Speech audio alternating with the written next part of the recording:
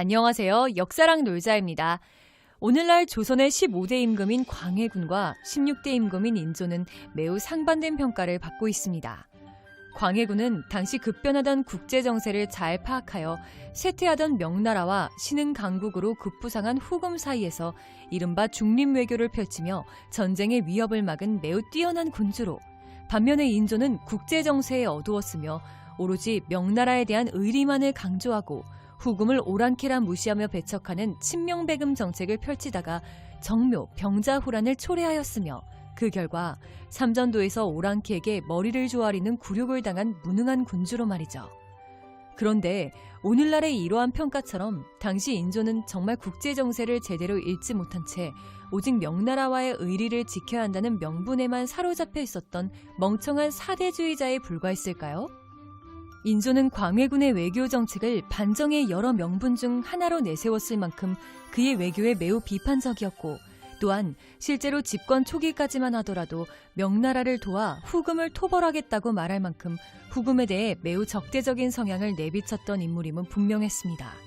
그러나 기존에 알려져 있던 사실과는 달리 인조가 실제로 취한 대외 정책은 후금을 배척하기는커녕 후금을 자극하는 행위를 최대한 자제하려고 했고, 또한 정묘호란 때 후금과 형제의 관계를 맺은 이후에는 후금 측에서 요구하는 것들을 거의 다 들어주며 친하게 지내려고 노력했다고 합니다. 다시 말해 광해군 시기의 외교와 크게 다르지 않았다는 뜻이죠. 왜냐하면 집권 이후 당시 쇠퇴하고 있던 명나라의 내부 사정을 그가 자세히 파악하게 되었기 때문입니다. 인조실록 편찬 과정에서 일부 빠진 승정원 일기의 기록에 따르면 인조는 집권 3년 차인 1625년 3월 22일에 신하들과 대화를 나누던 중 명나라에서 환관들이 권세를 부리고 있으며 후금의 기세는 조금도 쇠한 적이 없고 그들이 항상 중국을 넘보고 있다고 걱정했습니다. 그러자 이정기라는 자는 후금은 말할 것도 없지만 명나라에서 반드시 반란도 일어날 것이라고 말했으며, 최내길이라는 인물은 심지어 천하는 한 번 다스려졌다가 한 번 어지러워졌다가 하는 것이니 명나라도 반드시 쇠할 것이라고 말했죠.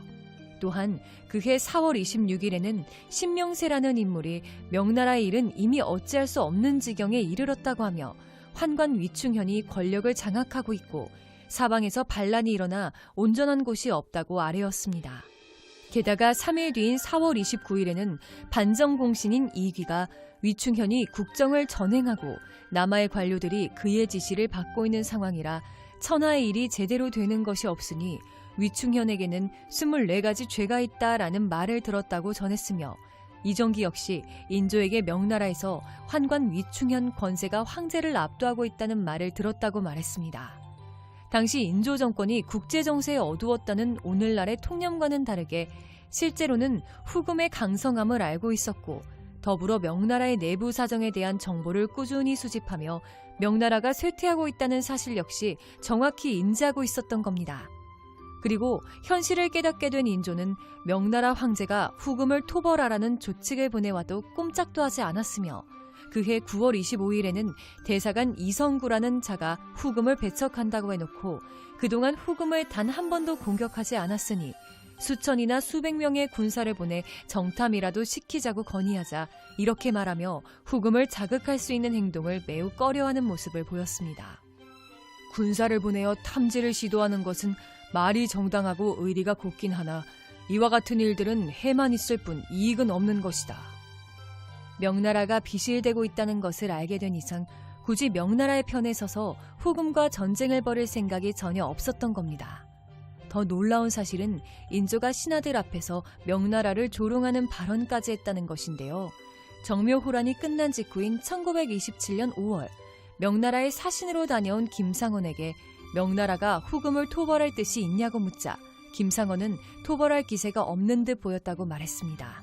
또한 명나라에서 토목공사를 크게 일으켜 큰 문제가 되고 있으며 환관의 권세가 대단히 높아 백성들이 크게 분노하고 있고 현재 명나라에 조공하는 나라가 없다며 당시 명나라의 현실을 정확히 보고했죠.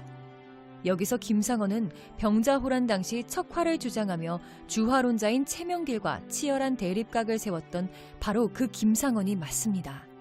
그리고 이때 김지수라는 인물도 명나라 사람들 스스로가 1000명이 곧 다할 것이라 말하기까지 했다고 했는데요. 그러자 인조는 놀랍게도 전조의 일은 역시 한심스럽다 라며 명나라를 디스했습니다. 이어서 1629년 윤 4월 17일에는 명나라가 가도의 모문룡을 제어하지 못하고 있는 상황에 대해 중원에서 하는 일은 역시 한심스럽다 라고 또다시 명나라를 디스했으며 1632년 4월 11일에는 신하들과 명나라 환관들의 부정부패에 대해 논하다가 어찌하여 이와 같은 지경에 이르렀단 말인가 라고 탄식했다고 합니다. 심지어 병자호란이 일어나기 직전인 1636년 4월에는 신하들과 명나라 내부의 폐단을 논하며 탐욕스러운 풍조가 매우 놀랍다 라고 말하기까지 했죠. 이러한 발언들이 기존의 명나라 빠돌이로만 알려져 있던 인조의 입에서 나왔다는 게 정말 놀랍지 않으신가요? 그런데 여기서 한 가지 의문점이 생기실 수도 있습니다. 명나라가 쇠퇴하고 있다는 사실을 그렇게 잘 파악하고 있었으면서 그럼 명나라를 버리고 후금 편에 빨리 붙었어야지 왜 끝까지 명나라를 버리지 못했느냐는 것이죠. 어차피 명나라는 결국 멸망하게 되는데 차라리 빠르게 손절하고 진작에 후금 편에 붙었으면 2차례의 호란을 겪을 일도 없었을 테니 말입니다.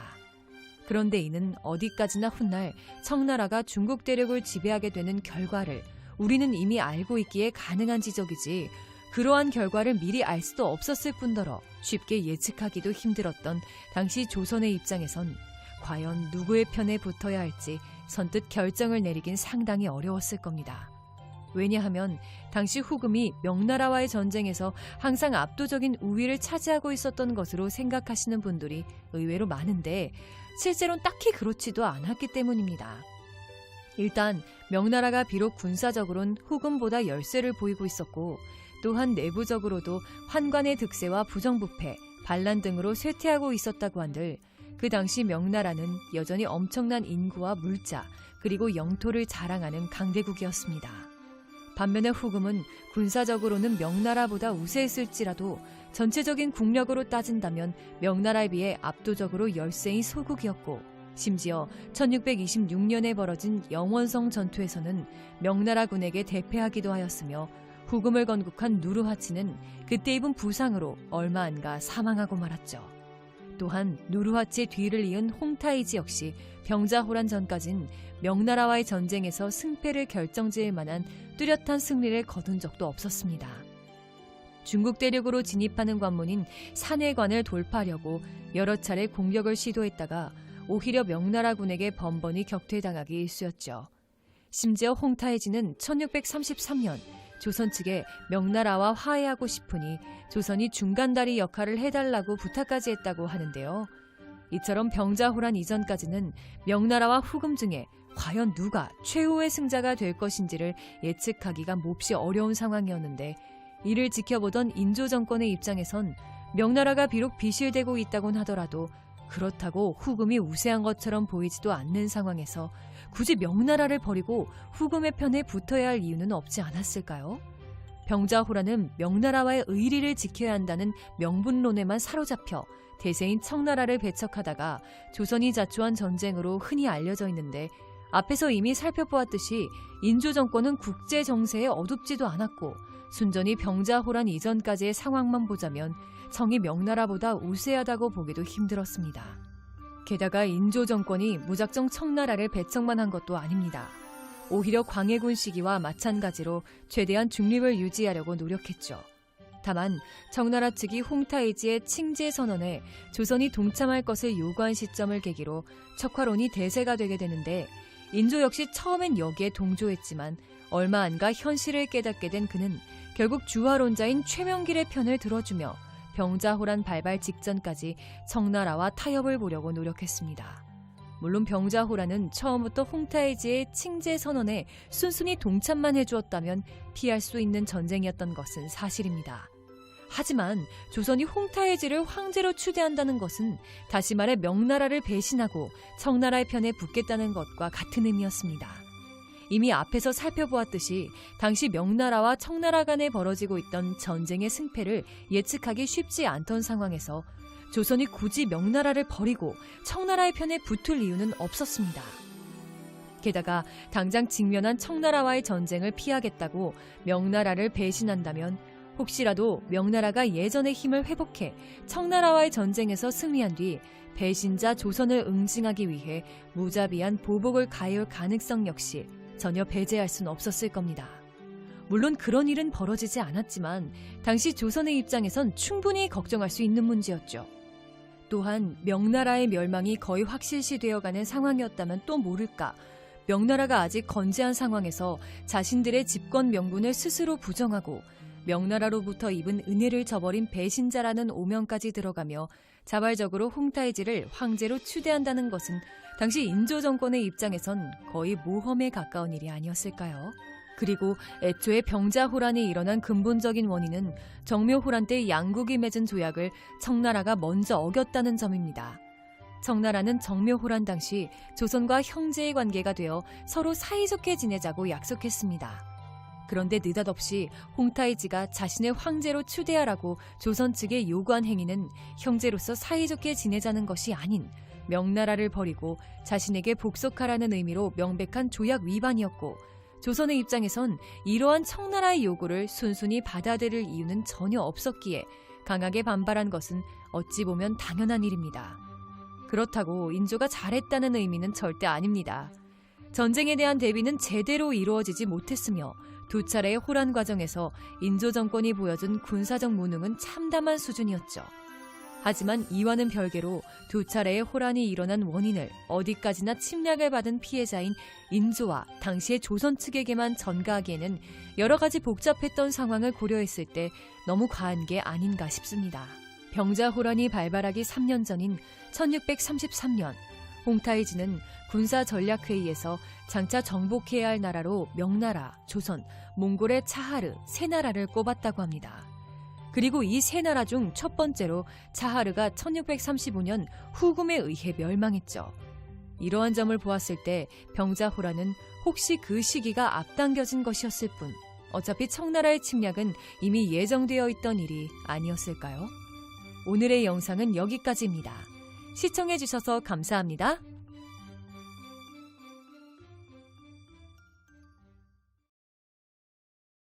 1636년 12월 8일, 갑자기 청나라군이 얼어붙은 압록강을 건너 조선을 침략하면서 병자호란이 발발했습니다. 그리고 청나라군의 기습과 빠른 진격 속도에 크게 당황한 조선군은 속수무책으로 무너졌으며, 청나라군의 침략 소식을 들은 인조는 강화도로 피신하려고 하였으나 빠른 속도로 남아한 청나라군의 선봉대가 강화도로 가는 길목을 차단하자 어쩔 수 없이 남한산성으로 들어가 그곳에서 항전할 수밖에 없었죠.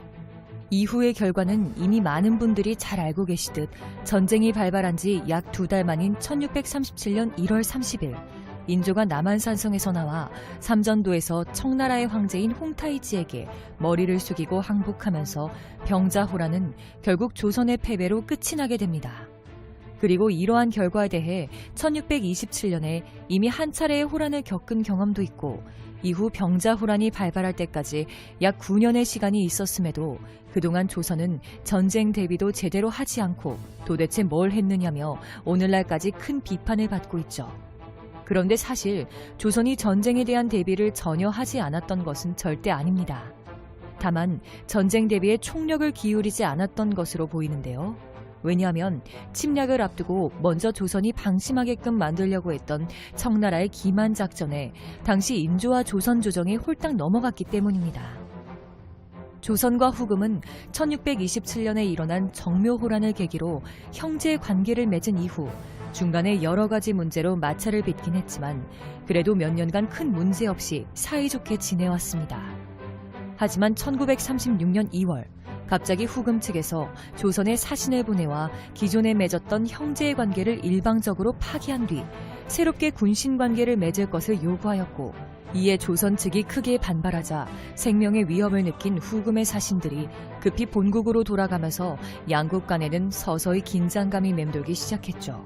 그리고 결정적으로 1636년 4월, 홍타이제 황제 즉위식에 참석한 조선의 사신들이 그에게 배례를 행하는 것을 거부하자 이에 개망신을 당한 홍타이지는 결국 조선을 침략할 것을 결심하게 되고, 이후 조선 역시 준전시 체제에 돌입하면서 양국의 관계는 완전히 파탄나게 됩니다.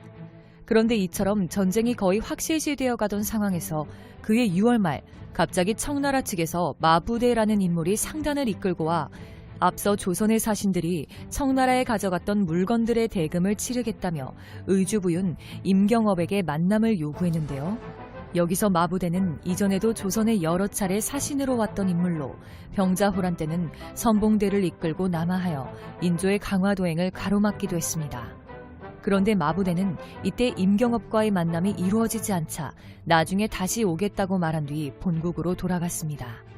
그리고 이 소식을 전해들은 조선 조정에서는 이미 양국의 관계가 파탄이 난 상황에서 마부대가 갑자기 이러한 행동을 보이자 상당히 의아했죠. 이후 9월 초에 마부대가 정말로 다시 왔고 임경업과의 만남이 성사되면서 오랜만에 양국 간의 외교 접촉이 재개되게 되는데요. 이때 임경업은 마부대를 접대한 뒤 이어서 양국 관계의 파탄에 대한 책임은 청나라 측에 있으며 청나라가 형제의 맹약을 준수하기를 촉구한다는 내용이 담긴 조선 조정의 격서를 마부대에게 전달했습니다. 하지만 마부대는 자신은 오직 물건값을 치르기 위해 왔을 뿐 홍타이지의 명령이 없었으니 격서를 가지고 갈 수 없다며 굳이 꼭 격서를 보내고자 한다면 사람을 따로 보내라고 말하고는 돌아갔죠. 그러자 마침 주화론자들이 서서히 목소리를 내기 시작하던 조선 조정에서는 마부대의 이러한 발언을 관계 회복의 긍정적인 신호로 받아들였고 이에 따라 그해 10월 청나라의 입장을 확인함과 동시에 그들의 내부 사정도 정탐할 겸 통역관 박인범 등에게 격서와 더불어 주화론자인 최명길이 작성한 서신을 갖고 청나라로 갈 것을 명했습니다. 하지만 청나라의 황제 홍타이지는 박인범 일행을 만나주지 않았고 박인범은 결국 별다른 소득 없이 돌아갈 수밖에 없었죠. 그런데 그가 막 귀국하려던 찰나에 갑자기 청나라 측이 12월 25일까지 왕의 아들과 대신을 인질로 데려오는 사신을 보내지 않으면 조선을 침략하겠다고 통보해왔는데요. 여기서 뭔가 이상한 점이 하나 보이지 않으신가요? 이때 청나라가 박인범에게 통보한 날짜는 12월 25일인데 정작 병자호란이 발발한 날짜는 12월 8일입니다. 즉 청나라는 이때 박인범에게 화친을 위해 12월 25일까지 조선을 침략하지 않고 기다려주겠다는 거짓말을 전하여 조선 측을 속인 뒤 이 말을 믿은 조선이 방심한 틈을 노려 12월 8일에 갑자기 기습 공격을 감행했던 겁니다. 게다가 당시 청나라 측의 속임수는 한 가지가 더 있었던 것으로 보인다고 하는데요. 박인범은 청나라에 다녀오는 과정에서 정묘호란 때 포로로 잡혀 끌려갔던 조선인인 앵남이라는 자를 만나게 됩니다. 그리고 박인범은 그에게 몇 달 전 청나라가 군사를 일으켜 명나라로 쳐들어간 사건의 결과가 어떻게 되었는지를 물었는데 이때 앵남은 청군이 막대한 피해를 입었으며 심지어 이 과정에서 홍타이지의 동생인 아바타이가 전사하기까지 했다고 답했죠. 그리고 박인범은 이어서 청나라가 조선을 침략할 준비를 하고 있느냐고 물었고 이에 앵남은 잘은 모르지만 조선의 대신이 청나라에 오기만을 고대하고 있더라고 답했습니다. 다시 말해 청나라가 파탄난 조선과의 관계를 전쟁이 아닌 외교를 통해 해결하고 싶어 한다는 겁니다. 그러자 박인범은 앵남에게서 얻은 이 정보들을 조정에 보고했으며 비슷한 시기에 의주부윤 임경업 역시 청나라군이 명나라를 공격했다가 패배했고 이 과정에서 청나라의 6왕자 중 1명이 전사했다는 정보를 입수했다고 조정에 보고했는데요. 그러나 이들이 입수한 정보들은 모두 거짓이었습니다. 당시 청나라군은 명나라군에게 패배하기는커녕 오히려 여러 차례 승리를 거두었으며 대대적인 약탈까지 벌인 뒤 귀환했고 이때 청나라 측 전사자는 고작 79명에 불과했다고 합니다. 즉 박인범과 임경업이 입수한 정보는 현재 조선을 칠 여력이 없는 상태인 것처럼 속여서 조선이 더욱 방심하게끔 만들려고 청나라 측이 일부러 흘린 거짓 정보였던 겁니다. 하지만 이 모든 것이 청나라의 속임수임을 알 방법이 없었던 인조와 조선 조정은 그 정보들을 그대로 믿고 말았고 그 결과 외교적인 방안에만 지나치게 초점을 맞춘 나머지 전쟁 대비에는 비교적 소홀할 수밖에 없었죠. 이에 대한 예로 1636년 11월 13일 비변사가 이전에 미리 뽑아두었던 충청도, 전라도, 경상도, 그리고 강원도의 정예군 1만 8,300명을 전쟁 발발 시에 곧바로 동원할 수 있도록 12월 10일까지 각도의 경계에 미리 대기시켜 놓자고 인조에게 건의했는데요. 하지만 인조는 군대를 이동시키는 일을 너무 서두르지 말라고 명했습니다. 사실 병자호란이 12월 8일에 발발했던 것을 고려하면 12월 10일까지 지방의 군사들을 미리 대기시켜 놓자는 비변사의 건의는 상당히 늦은 감이 있었습니다. 하지만 인조는 청나라가 통보한 기한이 아직 많이 남았기에 좀 더 상황을 지켜본 이후 대비해도 시간이 충분할 것이라 여겼는지 이마저도 더 늦추게 하는 큰 실수를 저질렀던 겁니다. 이후 인조는 11월 16일 대신과 비변사의 관료들을 불러 모아 청나라와 화친할 것을 결정하였고 12월 4일에는 척화파들의 거센 반대에도 불구하고 청나라와의 화친 교섭을 위해 드디어 주화론자인 박로를 정식 사신으로 파견하였는데요.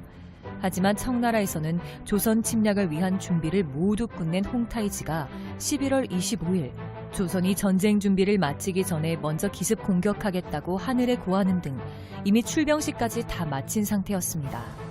그리고 12월 8일이 되자 청나라군은 박로의 사신단이 청나라로 오고 있던 말던 예정대로 얼어붙은 압록강을 건너 조선에 대한 대대적인 기습 공격을 개시하면서 마침내 병자호란이 발발하게 되죠. 그리고 청나라에게 속았다는 것을 뒤늦게 깨닫게 된 인조는 12월 18일 남한산성에서 이렇게 말하며 크게 탄식했습니다. 이제 보니 전날의 호역의 한 말에 저들이 명나라의 패배를 당했다고 하였는데 역시 청이 우리를 속여서 우리가 준비가 안 되었을 때 침입하려는 것이었다.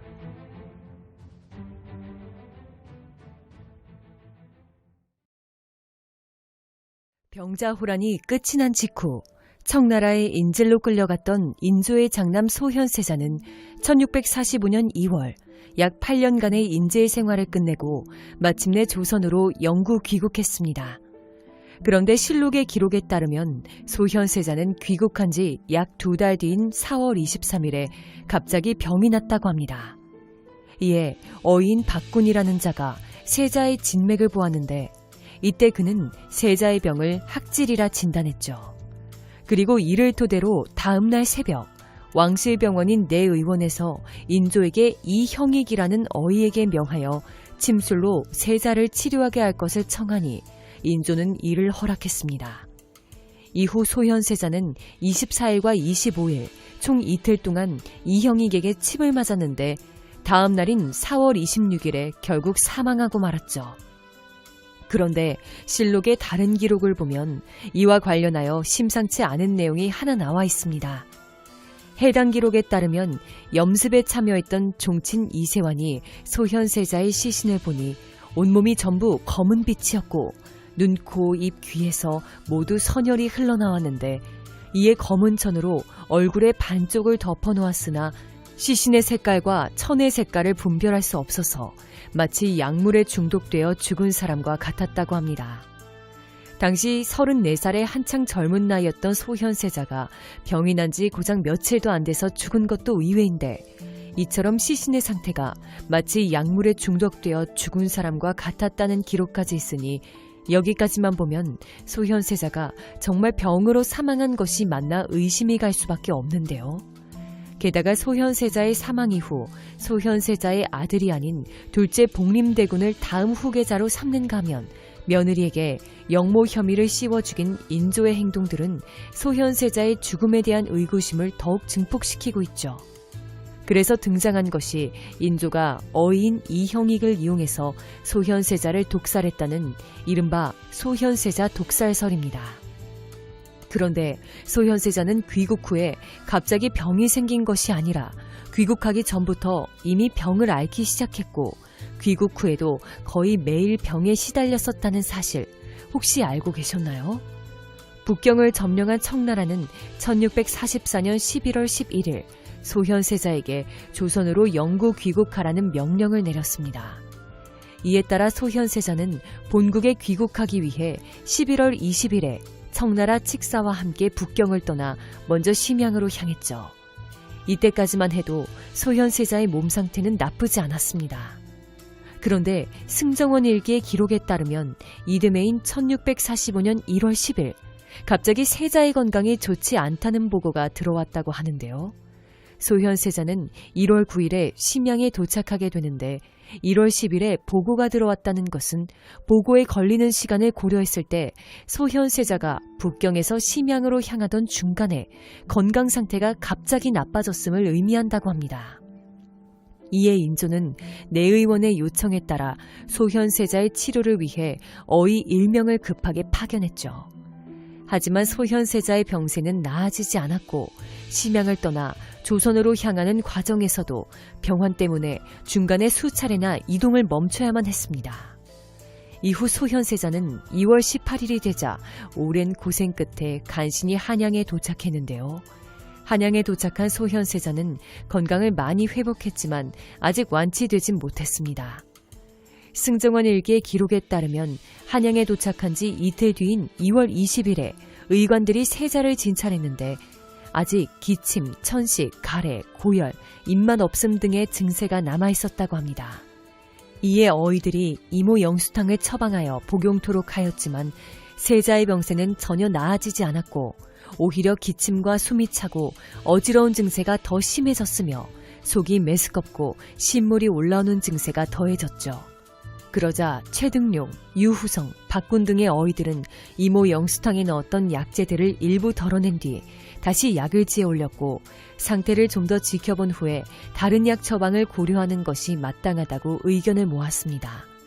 이후 2월 26일이 되자 어의 이형익이 추가로 투입되어 소현세자를 진찰했는데 이때 감기까지 겹치면서 세자의 열이 더욱 심해졌다고 합니다. 이에 이형익이 합류한 의료진은 소시호탕을 처방하여 세자에게 복용하도록 했습니다. 그리고 3일 뒤인 2월 29일에 어의, 최등룡, 이형익, 박군 등이 다시 세자를 진찰했는데 약이 효과가 있었는지 열이 많이 낮아졌습니다. 하지만 감기 증상이 아직 남아있어서 기침, 오심, 신물이 올라오는 증세가 아직 없어지지 않자 소시호탕에 약재를 추가하여 복용토록 하였습니다. 그리고 다음 날인 2월 30일 소현세자는 몸이 조금은 괜찮아졌는지 자신과 함께 조선에 온 청나라 칙사를 만나러 갔는데요. 이때 그는 칙사에게 자신의 병환 때문에 대접이 소홀했다고 미안함을 표했습니다. 그러자 칙사는 세자께서 편치 않으시기 때문에 늘 걱정하고 있었습니다. 오늘 이렇게 병을 무릅쓰고 왕림하시니 더욱더 미안합니다. 라며 세자의 병을 크게 걱정했죠. 이후 3월 1일 어의 최등룡이 소현세자를 문안했는데 이때 세자는 소시호탕이 효과가 있는 듯하다고 말하며 다만 감기 증세가 아직 남아있으니 소시호탕을 더 복용하겠다고 말했습니다. 이에 어의들은 소시호탕 3첩을 더 지어 올렸죠. 3월 4일 세자는 아직 병이 낫지 않았음에도 자신과 같이 온 청나라 칙사의 전별연에 참석했습니다. 그러자 세자를 본 청나라 칙사는 이렇게 말했죠. 세자의 얼굴을 뵈니 아직도 미령하신 기색이 있어 걱정스러움을 이기지 못하겠습니다. 3월 5일 어의 최등룡, 이형익, 박군이 소현세자를 진찰했는데 이날 세자의 요청에 따라 어의 박태원이 추가로 투입되었습니다. 이후 진찰을 끝낸 어의들은 이전에 처방한 약이 효과가 있었는지 세자의 병이 3분의 2는 나았다고 진단했습니다. 다만 아직 완치된 것은 아니었기에 시후 연교탕 복용과 침을 병행하여 치료받아야 한다고 보고했죠. 이후 소현세자는 3월 6일부터 탕약 복용과 더불어 여러 차례 침을 맞았는데요. 그 결과 3월 14일에 소현세자를 진찰한 어의들은 이제 침과 탕약이 필요 없을 정도로 세자의 병이 거의 다 나았다고 진단했습니다. 비록 열이 나는 증세가 아직 남아있었지만 심하진 않기에 열흘간 상태를 지켜본 후에 다시 약을 쓰는 것이 좋겠다고 보고했죠. 그러나 얼마 뒤 세자의 병은 또다시 나빠지기 시작했는데요. 4일 뒤인 3월 18일 소현세자는 심한 천식과 가슴이 답답한 증세, 그리고 정신을 못 차릴 정도의 피곤함 등의 증세를 호소했습니다. 이에 어이 최등용, 유후성, 박군 등은 폐에 문제가 있는 것으로 판단하고는 청패탕 10첩을 지어 세자에게 복용토록 했죠. 하지만 3월 23일 숨찬 증상과 천식 증상, 가슴이 답답한 증상이 더욱 심해졌고 두통과 더불어 옆구리가 당기는 증세까지 더해지는 등 세자의 병은 더욱 나빠졌습니다. 게다가 4월 1일에는 오른쪽 다리에 두드러기가 일어나기도 했다고 합니다. 그러다가 4월 11일이 되자 청패탕이 효과가 있었는지 세자의 증세가 많이 호전되었는데요. 하지만 기침과 식사 후에 극심한 피로감을 느끼는 증상 등은 여전히 남아있었다고 합니다. 이에 어이들은 중력 지출안을 처방하여 세자에게 복용토록 했습니다. 이후 4월 16일 소현세자가 어이 박군을 호출하여 이전에 앓던 병은 거의 회복되었지만 두통으로 인한 현기증과 더불어 식사한 뒤에는 정신을 못 차릴 정도로 피곤하며 뱃속이 불편하고 양 옆구리가 당기며 온몸이 무겁다고 말했습니다.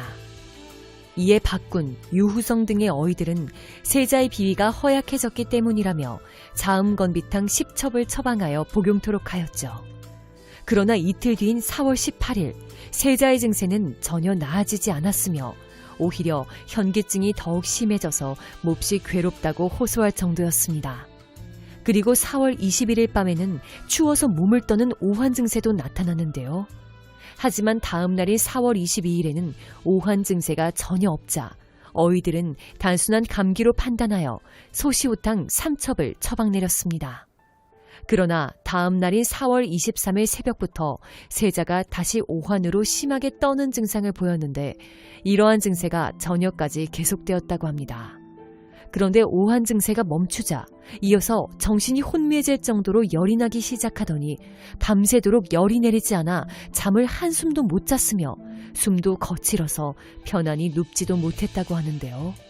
이에 박군, 이형익 등의 어이들이 세자를 다시 진찰했는데 이때 어이들은 세자의 증세를 학질로 진단했습니다. 그리고 내 의원에서는 어이들의 진찰 내용을 토대로 먼저 침을 놓아 세자의 열을 내린 뒤 다시 증세를 살펴서 약을 의논하는 것이 합당하다며 이형익에게 침을 놓게 하겠다고 보고했죠. 그리고 다음 날인 4월 24일 새벽 박군, 이형익, 이섬 3명의 어이가 세자궁에 들어가 치료를 시작했는데 이때 침은 이형익이 놓았습니다. 또한 이와 더불어 어이 유후성과 박군 등이 시후지무탕 3첩을 처방하여 복용토록 했죠. 그리고 다음 날인 4월 25일 다시 박군, 이형익, 이득길 3명의 어이가 소현세자를 치료했는데 이때도 이형익이 침을 놓았습니다. 그러나 세자의 병세가 나아질 기미를 보이지 않자 어이 최등룡이 세자의 치료를 위해 추가로 투입되었습니다. 이후 다음 날인 4월 26일 새벽 소현세자의 병이 여전히 나아지지 않자 최등룡이 소시호탕 3첩을 처방하여 복용토록 했습니다. 그런데 그날 아침 갑자기 소현세자가 숨이 막히는 증세를 보였는데요. 이 소식을 들은 인조는 자신을 치료할 치매 2명을 제외한 모든 의관들을 세자궁에 보냈고 이후 어이들은 소조중탕 1첩을 급하게 처방하여 세자에게 복용토록 했습니다. 그리고 얼마 뒤 소현세자는 다행히도 숨이 막히는 증세는 나아졌지만 식은땀을 너무 많이 흘려 옷이 흥건히 젖을 정도였다고 합니다.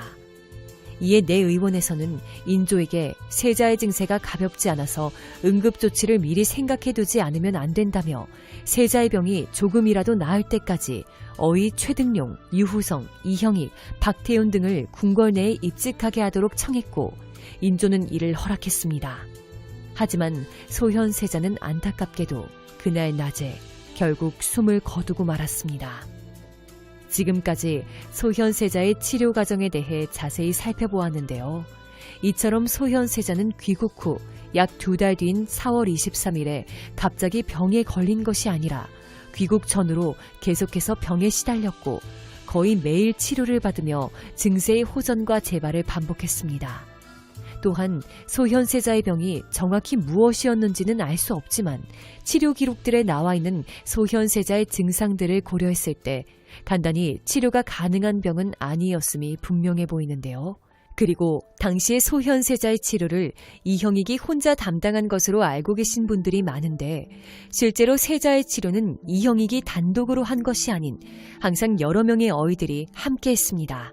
즉 소현세자 독살설의 주장처럼 이형익이 정말 세자를 독살했다면 이는 다른 어이들도 모두 인조에게 매수당한 상태가 아닌 이상 이형익이 몰래 저지르기는 불가능한 일이었다는 겁니다. 또한 이형익이 투입된 이후 세자의 병세는 오히려 몇 차례 호전되기까지 했었습니다. 인조가 정말 이형익을 지켜 세자를 독살하려 했다면 이형익이 투입된 이후 기회가 얼마든지 많았는데 굳이 세자의 증세를 몇 차례 호전시켰다가 뒤늦게 죽이려고 했다는 것은 이해가 잘 되지 않습니다. 이러한 점들을 종합해 보았을 때 소현세자의 죽음은 독살이 아닌 세자의 병을 치료하기에는 많이 부족했던 17세기 조선시대 한의학의 한계 때문으로 봐야 하지 않을까요? 이번 영상은 여기까지입니다. 시청해 주셔서 감사합니다.